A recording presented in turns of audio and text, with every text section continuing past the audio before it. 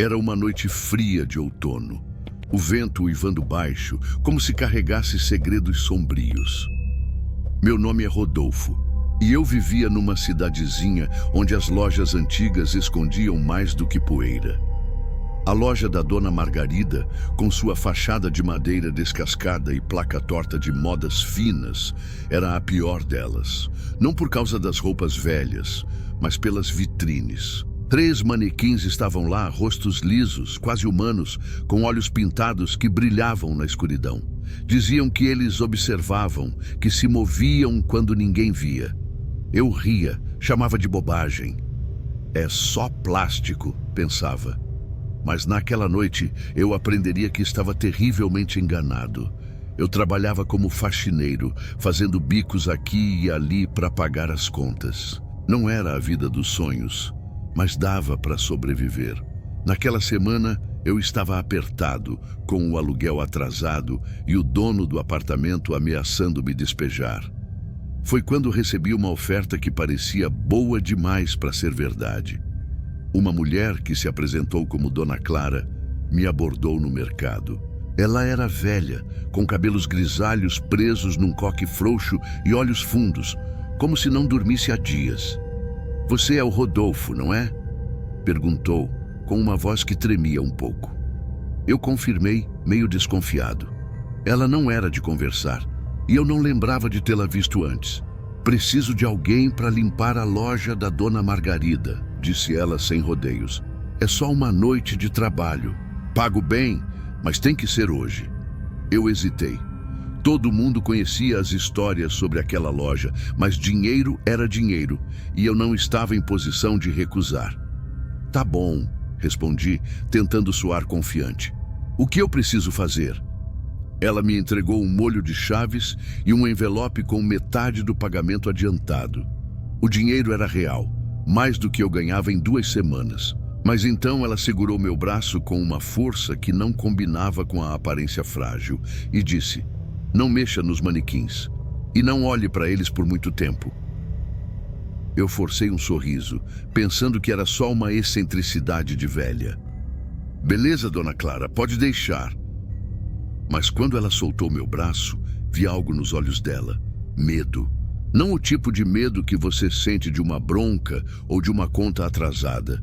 Era um medo profundo, como se ela soubesse de algo que eu não sabia. Cheguei à loja por volta das 10 da noite. A rua estava deserta e a luz dos postes mal alcançava a fachada. A vitrine parecia maior do que eu lembrava, e os manequins... Deus, aqueles manequins... Um usava um vestido floral rasgado, outro um terno com manchas escuras, e o terceiro, o pior de todos, um casaco longo que parecia pesado demais para o corpo de plástico. Os rostos eram lisos, mas os olhos pintados brilhavam, como se refletissem uma luz que não existia. Eu senti um arrepio, mas sacudi a cabeça. "Para de ser idiota, Rodolfo", murmurei abrindo a porta. O cheiro de mofo me acertou como um tapa. O interior da loja era um caos de prateleiras tortas, roupas amareladas e poeira tão grossa que eu podia sentir na língua. No fundo, havia um balcão com um espelho rachado, e ao lado, uma porta que levava para os fundos. Dona Clara tinha dito para limpar o salão principal e a vitrine, nada mais. Peguei os produtos de limpeza que ela deixou, um balde, um pano, um frasco de limpador, e comecei pelo salão. Varri o chão, esfreguei as prateleiras, tentando ignorar o silêncio pesado. Mas toda vez que passava pela vitrine, sentia um peso no peito, como se alguém estivesse me observando. Decidi deixar a vitrine por último. Não sei porquê, mas algo em mim não queria chegar perto daqueles manequins. Quando finalmente peguei o balde e me aproximei do vidro, o ar parecia mais frio, mais denso. Comecei a esfregar, mantendo os olhos no pano, mas era impossível não notar os manequins pelo canto do olho. De perto, eles eram ainda mais estranhos. A pele de plástico tinha rachaduras finas, como se alguém tivesse tentado consertá-los com cola barata. Os olhos não eram só pintados, pareciam fundos, como se houvesse um vazio por trás deles. E aquele brilho não era reflexo. Era como se viesse de dentro. Eu tentava trabalhar rápido, mas cada movimento parecia mais lento, como se o ar estivesse me segurando. Então ouvi um som. Um clique, baixo como plástico batendo contra plástico. Parei, o coração disparando. Olhei para o manequim com o casaco longo e juro por tudo que a cabeça dele estava virada. Não muito, só um pouco, mas antes ele estava olhando para frente. Agora, os olhos pintados estavam apontados para mim. Não, não, não, murmurei, dando um passo para trás. O pano caiu da minha mão e a água do balde respingou no chão. Tentei me convencer que era minha imaginação, que eu estava cansado, que a luz estava brincando comigo. Mas o clique veio de novo, mais alto. Virei-me para o manequim com o vestido floral. O braço dele estava levantado como se apontasse para mim. Eu sabia que não estava assim antes. Meu estômago revirou e o ar ficou tão frio que minha respiração formava vapor. Isso não é real, disse em voz alta, tentando me acalmar. Mas minha voz ecoou na loja, fraca, como se o lugar estivesse engolindo o som. Decidi checar os manequins. Talvez fosse um mecanismo, uma mola solta, qualquer coisa que explicasse. Subi na vitrine com cuidado para não derrubar nada e toquei o manequim com o casaco. A superfície era gelada, mais gelada do que o vidro e pegajosa, como se o plástico estivesse derretendo. Puxei a mão rápido, sentindo um nojo que não conseguia explicar. Foi quando as luzes piscaram, não apagaram, mas ficaram fracas, como se a energia estivesse sendo sugada. O silêncio foi quebrado por um novo som, um arranhar, como unhas raspando em madeira. Vinha da vitrine. Eu desci rápido, tropeçando, e olhei para os manequins. Eles não estavam mais nas bases. Estavam de pé, no meio da loja, com as cabeças viradas para mim.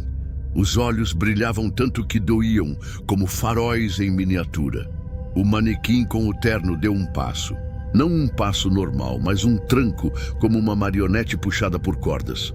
Não, não, não! Gritei, correndo para a porta da frente. A porta não abria.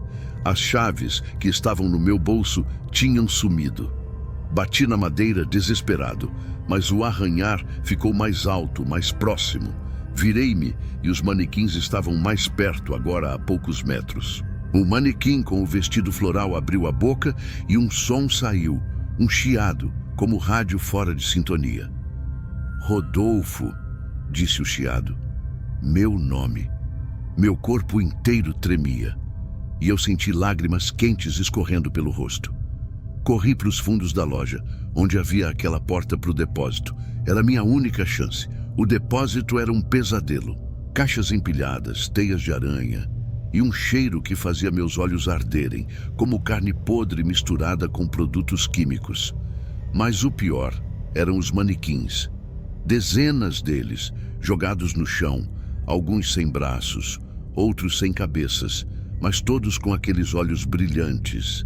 Eles não se moviam, mas eu sentia que estavam vivos. Procurei uma saída, qualquer coisa. Encontrei uma janela pequena coberta por tábuas. Comecei a arrancá-las com as mãos, as unhas sangrando, enquanto o arranhar ecoava atrás de mim. Olhei para trás e os manequins da vitrine estavam na porta do depósito. Não corriam, não andavam. Eles simplesmente apareciam mais perto a cada vez que eu piscava. Rodolfo, chiou o manequim com o casaco, agora tão perto que eu podia ver as rachaduras na pele, como veias pulsando sob o plástico. Arranquei a última tábua e pulei pela janela, caindo na rua. O asfalto machucou meus joelhos, mas eu não parei. Corri até a praça central, onde havia luz, pessoas, vida. Só quando cheguei lá, ofegante, percebi que o céu estava clareando. O amanhecer tinha chegado. Eu não voltei para casa naquela manhã. Fui direto para a delegacia, ainda tremendo, e contei tudo. O delegado, um homem velho chamado Seu Antônio, ouviu em silêncio, mas seus olhos diziam que ele não acreditava em mim. A loja da Dona Margarida está fechada há anos, rapaz, disse ele coçando a barba. A Dona Margarida sumiu e ninguém entra lá desde então. Eu insisti, mostrei o corte na perna onde o manequim tinha me agarrado. Ele prometeu verificar, mas eu sabia que não ia adiantar. No dia seguinte voltei à loja. Não sei porquê. Talvez quisesse provar que não estava louco. A fachada estava lá, mas a porta estava selada com tábuas e a vitrine vazia. Nenhum manequim, só poeira e vidro rachado. Perguntei por Dona Clara no mercado, na prefeitura, em todo canto. Ninguém nunca ouviu falar dela. O dinheiro que ela me deu, o envelope, as chaves, tudo tinha sumido como se nunca tivesse existido. Mas o corte na minha perna ainda estava lá, vermelho, infeccionado, com marcas que pareciam dedos. Eu me mudei da cidade pouco depois. Não aguentava mais passar pela rua principal, sentir aquele peso nos ombros, como se algo ainda me observasse. Mas não importa para onde eu vá, não importa o quanto eu tente esquecer, eles ainda estão comigo. Às vezes, no silêncio da noite, ouço um clique, como plástico batendo contra plástico. Às vezes, quando passo por uma vitrine, vejo um reflexo que não é meu, um rosto liso, com olhos brilhantes, me chamando. E às vezes, quando olho no espelho, minha pele parece mais dura, mais fria, como se eu estivesse me tornando parte deles. Eu não sei o que eram aqueles manequins, não sei o que queriam comigo, mas sei que eles não eram plástico. E sei que, de alguma forma, eu nunca realmente escapei. Se você passar pela loja da Dona Margarida numa noite fria, cuidado, não olhe para a vitrine, porque eles podem chamar seu nome também.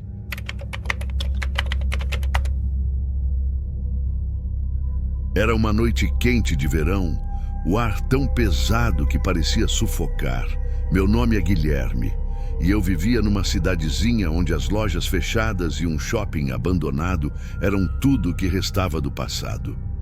O Shopping Estrela, um prédio enorme com janelas quebradas e paredes pichadas, era evitado por todos. Diziam que era assombrado, que coisas estranhas aconteciam lá dentro. Eu ria disso, achava que era só um lugar vazio, perfeito para um vídeo para o meu canal de exploração urbana.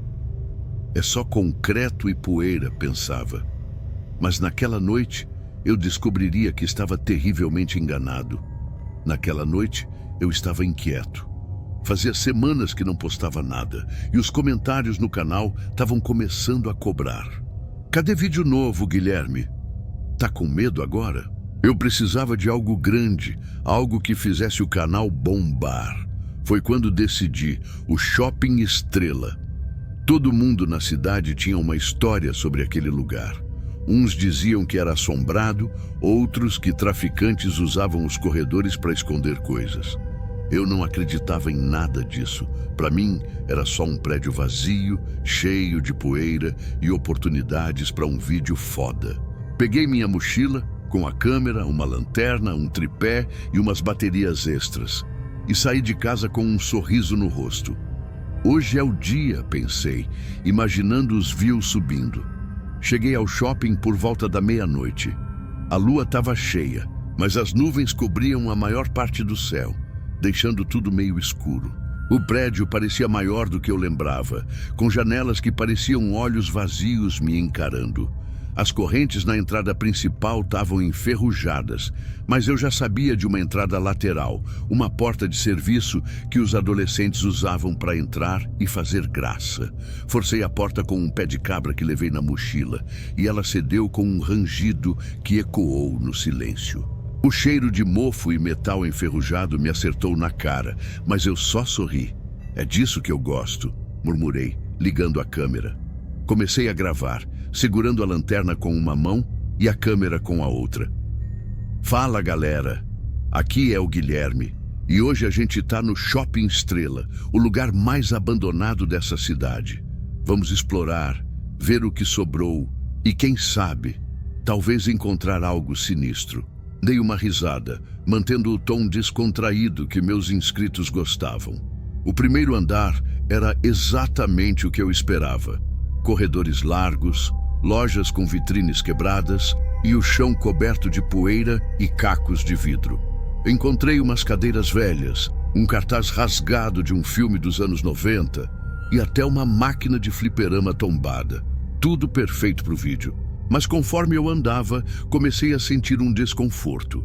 O silêncio era pesado demais, como se o lugar estivesse segurando a respiração. Minha lanterna jogava sombras estranhas nas paredes, e às vezes eu jurava que via algo se mexer pelo canto do olho. Depois de uns 20 minutos, cheguei a uma escada que descia para o subsolo. Uma placa enferrujada dizia: Depósito e manutenção. Eu hesitei. O subsolo não estava nos meus planos. Era escuro demais e a bateria da lanterna estava começando a fraquejar. Mas então pensei nos inscritos. Se eu quiser views, preciso de algo especial, disse para mim mesmo. Ajustei a câmera, dei um sorriso forçado e falei: Galera, agora a coisa vai ficar séria. Vamos descer para o depósito. Quem tá comigo? Desci os degraus, cada passo ecoando como um trovão. O ar ficou mais frio, mais úmido, e o cheiro de mofo deu lugar a algo pior, algo metálico, como sangue misturado com produtos químicos. O depósito era enorme, um labirinto de corredores estreitos e portas trancadas. Minha lanterna mal iluminava alguns metros à frente e a câmera estava começando a captar uma interferência estranha, tipo estática. Que beleza, murmurei, checando a bateria. Ainda estava cheia, então ignorei. Foi quando vi a porta. Era maior que as outras, de metal, com uma placa que dizia Armazenamento de Lojas. Estava entreaberta e um fio de luz fraca, como de uma lâmpada velha, vazava pela fresta. Jackpot, pensei, sentindo a adrenalina. Empurrei a porta e ela abriu com um gemido que fez meus dentes rangerem. O que vi dentro me fez parar. Era uma sala grande, cheia de caixas empilhadas, prateleiras tortas e manequins. Dezenas deles, talvez centenas, jogados no chão, encostados nas paredes, alguns pendurados em ganchos como carcaças num açougue. A maioria estava quebrada, sem braços, sem pernas, sem cabeças. Mas todos tinham rostos, e todos aqueles rostos tinham olhos pintados que pareciam me encarar. A luz vinha de uma única lâmpada pendurada no teto, que piscava de vez em quando, jogando sombras que faziam os manequins parecerem vivos. Eu ri, nervoso. Olha só isso, galera. Parece um cemitério de bonecos. Que vibe sinistra.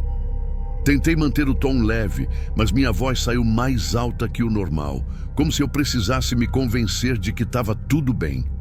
Comecei a andar pela sala, filmando tudo.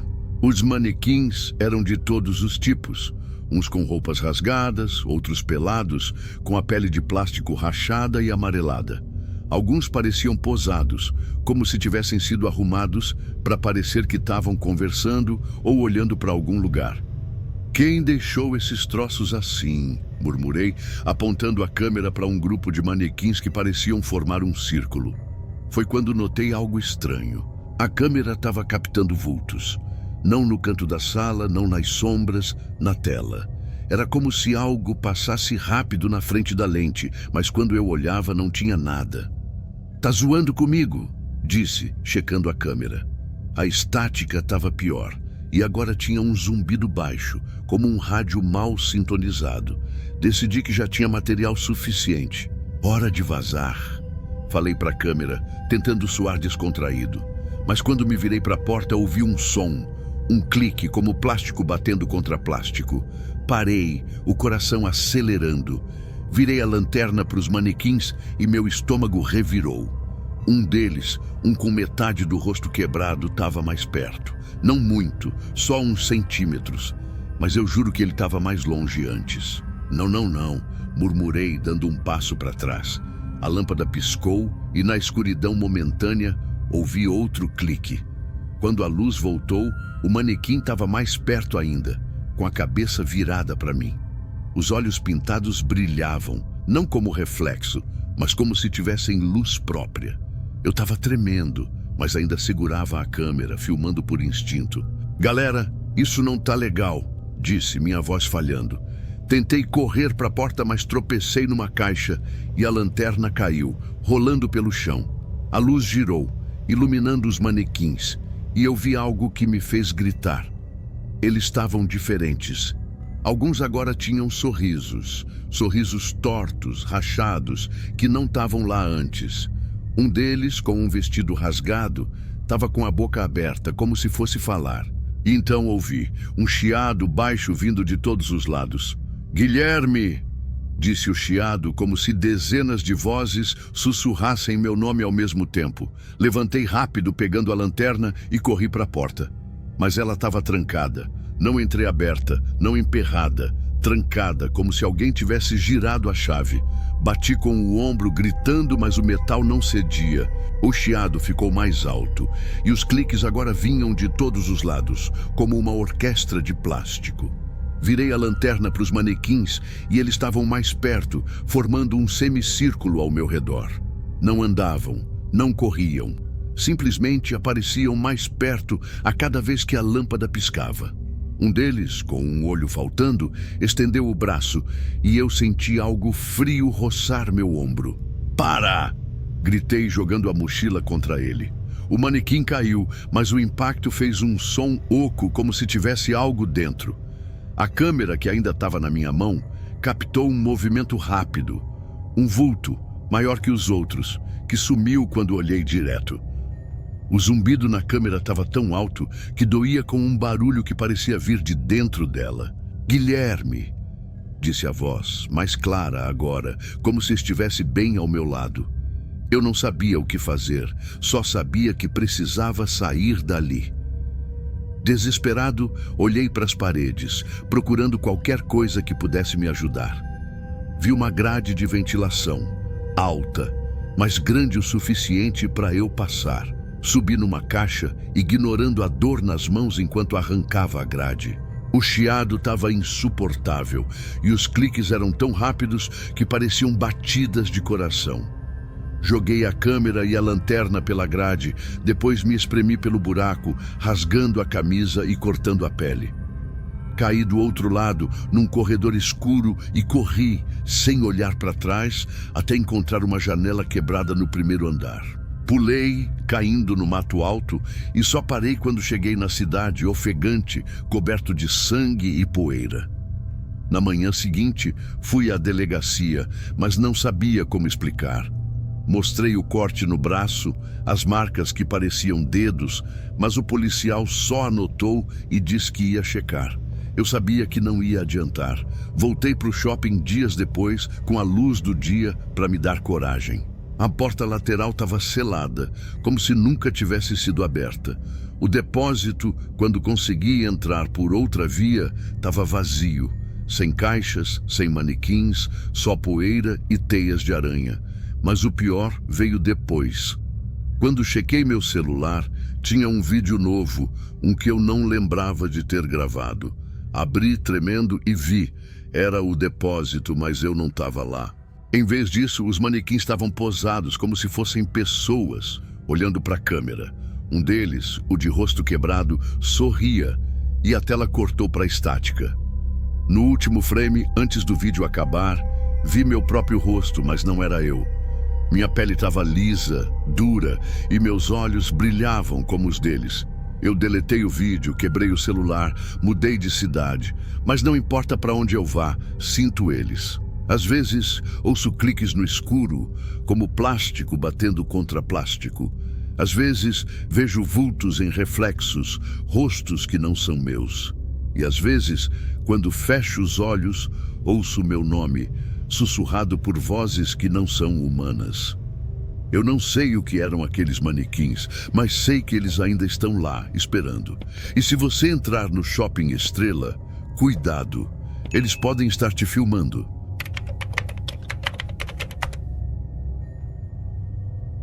Era o começo da primavera, mas as noites ainda traziam um frio que cortava a alma. Meu nome é Osvaldo, e eu era um estudante universitário numa cidadezinha, onde as casas antigas guardavam segredos esquecidos. Na Rua das Flores, uma casa de pedra com janelas tortas e um jardim morto chamou minha atenção por um aluguel barato demais. Diziam que pertencia a uma costureira que sumiu anos atrás, deixando coisas estranhas lá dentro. Eu ria, Achava que era só superstição. É só uma casa velha, pensava.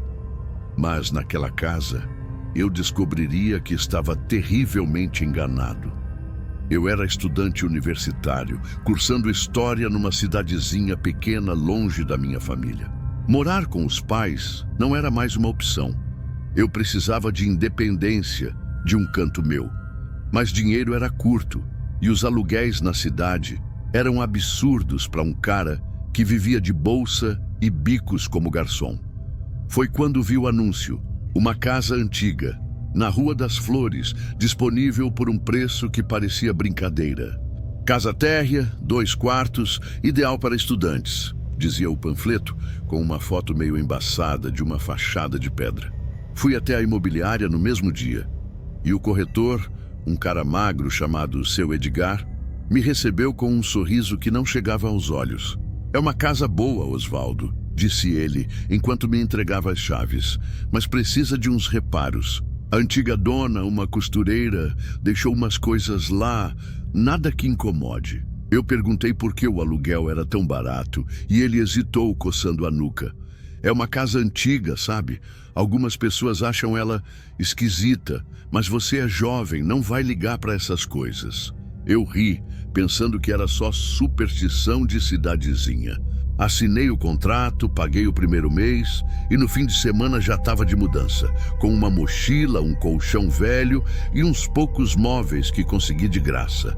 A casa era exatamente como na foto, mas ao vivo parecia maior, mais imponente. A fachada de pedra estava coberta de musgo e as janelas tinham vidros tão antigos que distorciam a luz. O jardim da frente estava morto, só terra seca e galhos quebrados. Quando abri a porta, o cheiro de poeira e tecido velho me acertou, como se o lugar não fosse arejado há anos. O interior era simples, uma sala com um sofá desbotado, uma cozinha pequena, um quarto para mim e outro quarto trancado com um cadeado enferrujado. Deve ser o tal depósito que o Edgar mencionou, pensei, decidindo deixar para lá. Eu estava cansado e tudo que queria era arrumar minhas coisas e dormir. Naquela primeira noite, sonhei com agulhas. Não sei explicar, mas era como se eu ouvisse o som delas perfurando o tecido, um ritmo lento, hipnótico. Acordei com um sobressalto, o coração disparado, e percebi que o som não estava só no sonho. Vinha do quarto trancado, um tique-tique baixo como uma máquina de costura antiga. Levantei, acendi a luz e fui até a porta. O cadeado estava lá, intacto, mas o som continuava, agora misturado com um zumbido, como linha sendo puxada. Bati na porta meio sem pensar. Oi, tem alguém aí? Silêncio. O som parou e eu senti um frio que não explicava. Voltei para o quarto, tranquei a porta e dormi com a luz acesa. No dia seguinte decidi abrir aquele quarto. Não sou de ficar com medo de barulhos, e se a casa era minha, eu tinha direito de saber o que estava lá dentro. Peguei uma chave de fenda e forcei o cadeado até ele ceder com um estalo. A porta rangeu ao abrir, e o cheiro que saiu era pior que o da casa. Mofo, tecido podre e algo doce, como perfume estragado. Acendi a lanterna do celular, porque a luz do quarto não funcionava. E vi. Era um ateliê, com uma mesa cheia de retalhos, alfinetes espalhados e uma máquina de costura antiga coberta de poeira. Mas o que chamou minha atenção foi o manequim. Ele estava no centro do quarto, coberto de alfinetes e pedaços de tecido, como se alguém tivesse começado uma roupa e nunca terminado. Era velho, com a superfície de plástico rachada, mas o rosto era assustadoramente realista. Os olhos eram pintados, grandes demais, com um brilho que parecia pulsar na penumbra. A boca era uma linha fina, quase um sorriso, e o pescoço tinha marcas que pareciam veias, como se algo corresse sob a superfície. Eu senti um arrepio, mas tentei me convencer que era só um boneco velho. Que coisa assustadora, murmurei, aproximando a lanterna. Foi quando notei um pedaço de tecido preso no manequim, com algo escrito em tinta preta. Osvaldo. Meu nome. Meu estômago revirou. Não, isso é impossível, disse em voz alta, tentando me acalmar.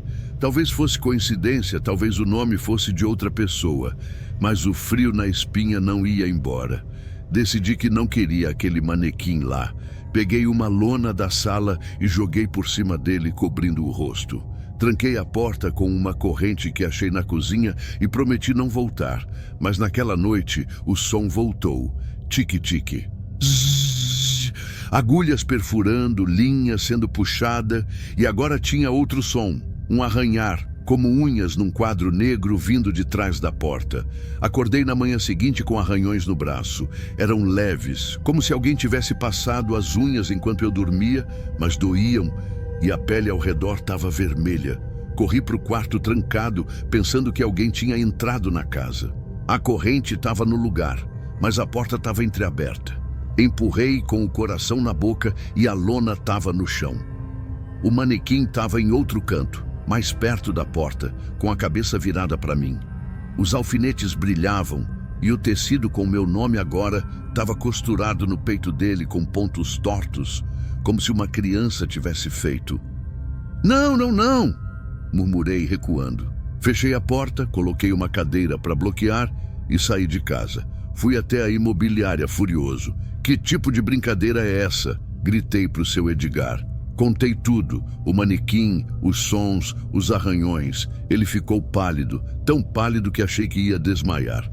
Eu avisei que a casa era esquisita, disse com a voz tremendo. A costureira que morava lá, dona Alzira, ela fazia roupas especiais. Roupas que ninguém nunca via os clientes vestirem.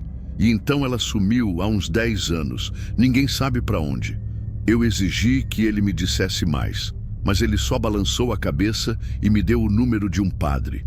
Se você acredita nisso, talvez ele ajude. Eu não acreditava em padres, mas estava desesperado. Voltei para casa à noite com um plano: queimar o manequim. Era loucura, mas eu não via outra saída. Peguei um galão de álcool que usava para limpar, entrei no quarto e joguei tudo no manequim. O cheiro era forte e os olhos dele pareciam me seguir enquanto eu riscava o fósforo. Acabou, disse, jogando o fósforo aceso. O fogo pegou rápido, mas o manequim não derretia como plástico. Ele queimava sim, mas o rosto ficava intacto e o sorriso parecia crescer. O fogo apagou sozinho e o quarto ficou gelado, como se todo o calor tivesse sido sugado. O manequim estava lá, intacto, mas agora vestia uma camisa igual à que eu usava naquele dia, com meu nome costurado em letras tortas. Eu corri. Peguei minha mochila, o celular e saí da casa, sem olhar para trás. Dormi num motel barato, pensando que estava livre. Mas na manhã seguinte, encontrei um pacote na porta do motel. Dentro tinha um pedaço de tecido, com meu nome costurado e um alfinete cravado no meio. Joguei fora, mudei de cidade, larguei a universidade. Mas não importa para onde eu vá, os sons me seguem. Tique-tique. Às vezes, acordo com novos arranhões e minha pele parece mais dura, mais fria, como se estivesse virando outra coisa. Às vezes vejo reflexos que não são meus. Um rosto liso, com olhos brilhantes, segurando uma agulha. Eu não sei o que era aquele manequim ou o que Dona Alzira fazia naquela casa, mas sei que ela não terminou sua última obra. E sei que, de alguma forma, eu sou parte dela agora. Se você passar pela Rua das Flores, cuidado, não entre naquela casa, porque ela pode estar esperando por você com uma agulha na mão. Se você gostou desses relatos arrepiantes e sentiu um calafrio com as histórias dos manequins que parecem vivos, não pare por aí. Inscreva-se no canal, ative o sininho e deixe seu like para apoiar mais conteúdos de terror que vão te fazer olhar 2 vezes para as vitrines. Conta nos comentários. Você já viu algo estranho em uma loja ou casa abandonada? E se quiser mais histórias macabras, confira nossos outros vídeos. Até a próxima. E cuidado com o que te observa no escuro.